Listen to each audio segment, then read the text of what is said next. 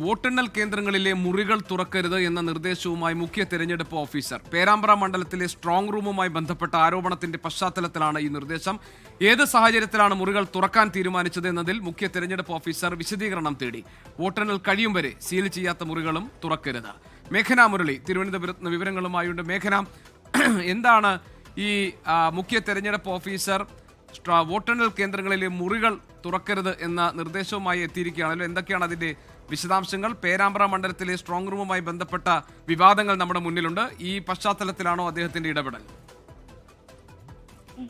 അത് തന്നെയാണ്. പേരാമ്പ്ര മണ്ഡലത്തിലെ വോട്ടിംഗ് കേന്ദ്രത്തിലെ മുറി തുറന്നു. അതിന് പിന്നാലെ ഇന്ന് നെന്മാറയിൽ തുറക്കുമെന്നുള്ളൊരു അറിയിപ്പ് ഈ ഏജന്റുമാർക്ക് ലഭിക്കുന്നു. അതിന് പിന്നാലെയാണ് ഇപ്പോൾ മുഖ്യ തെരഞ്ഞെടുപ്പ് ഓഫീസർ രത്തൻ യു കേൽക്കർ ഒരു മുറിയും തുറക്കേണ്ടതില്ല എന്നുള്ളൊരു നിലപാട് സ്വീകരിക്കുന്നത്. അത്തരത്തിലുള്ള ഒരു തീരുമാനത്തിലേക്ക് എത്തുകയും ചെയ്യുന്നത്. വോട്ടെണ്ണൽ കഴിയും വരെ ഒരു മുറിയും തുറക്കരുത് എന്നുള്ളതാണ് തീരുമാനം. അത് എല്ലാ ജില്ലാ കളക്ടർമാരെയും അറിയിച്ചിട്ടുണ്ട്. 140 മണ്ഡലങ്ങളുടെയും ചുമതലയുള്ള ജില്ലാ കളക്ടർമാരെ അറിയിച്ചിട്ടുണ്ട് എന്നുള്ളതാണ് മുഖ്യ തെരഞ്ഞെടുപ്പ് ഓഫീസർ പറയുന്നത്. അത് ഇപ്പോൾ പേരാമ്പ്ര അടക്കമുള്ള മണ്ഡലങ്ങളിൽ സീൽ ചെയ്യാത്ത അല്ലെങ്കിൽ മെറ്റീരിയൽ റൂമാണ് തുറന്നത് എന്നുള്ളതാണ് വിശദീകരണമായി ഭരണാധികാരികളുടെ വരുന്നത്. അങ്ങനെയാണെങ്കിൽ പോലും സീൽ ചെയ്യാത്ത മുറികളാണെങ്കിലും മെറ്റീരിയൽ റൂം ആണെങ്കിൽ പോലും തുറക്കരുത് എന്നുള്ളതാണ് മുഖ്യ തെരഞ്ഞെടുപ്പ് ഓഫീസർ പറയുന്നത്. കൂടാതെ ഏത് സാഹചര്യത്തിലാണ് ഇത്തരം മുറികൾ തുറന്നത് എന്നുള്ള കാര്യത്തിൽ ഒരു വിശദീകരണം കൂടി ജില്ലാ കളക്ടറോട് തേടിയിട്ടുണ്ട്. അത് ഇന്നലെ തന്നെ പേരാമ്പ്ര മണ്ഡലത്തിൽ കോഴിക്കോട് ജില്ലാ കളക്ടറോട് വിശദീകരണം തേടിയതാണ്. ഇന്ന് അത് പാലക്കാട് ജില്ലാ കളക്ടറോടും വിശദീകരണം തേടിയിട്ടുണ്ട് എന്നുള്ളതാണ്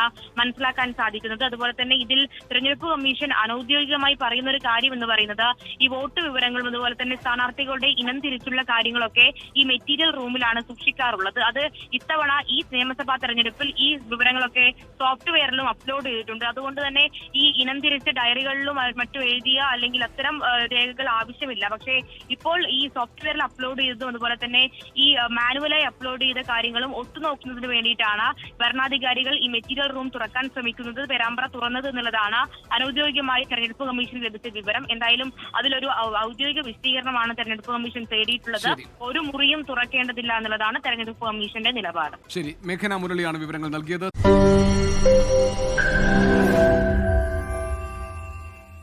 ലോകത്തെവിടെയായാലും ഏത് സമയത്തും 24 വാർത്തകളും ഓഗ്മെന്റഡ് റിയാലിറ്റി പാക്കേജുകളും എക്സ്പ്ലെയിനറുകളും വിശദമായി കാണാൻ ഞങ്ങളുടെ യൂട്യൂബ് ചാനൽ നിങ്ങൾക്ക് സബ്സ്ക്രൈബ് ചെയ്യാം.